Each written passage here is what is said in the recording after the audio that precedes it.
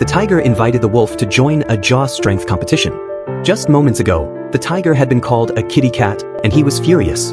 He declared that he needed to restore his dignity. Carnivores always prove themselves through their bite strength, so they organized a tug-of-war contest using their jaws.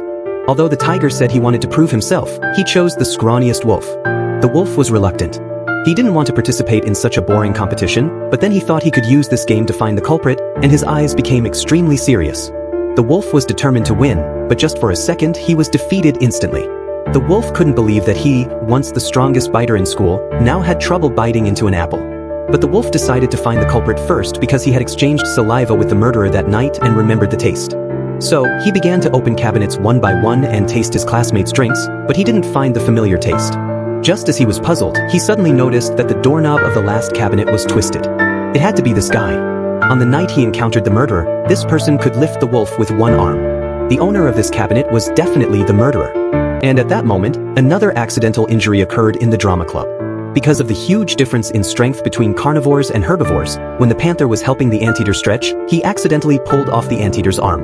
Faced with this sudden situation, the panther was very nervous. He wanted to explain, but everyone was in a panic. The carnivores wanted to carry the anteater to the infirmary, but he refused.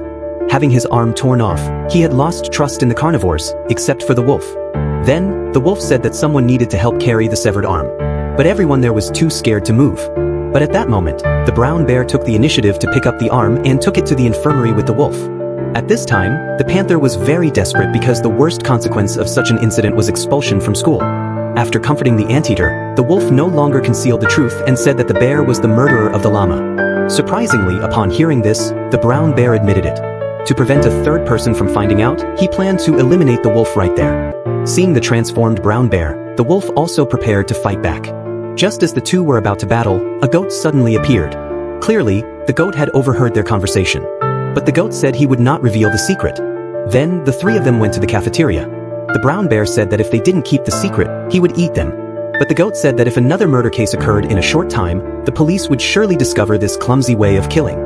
Finally, the goat declared that justice had won the negotiation for the time being and left calmly and proudly, while the brown bear had to endure it.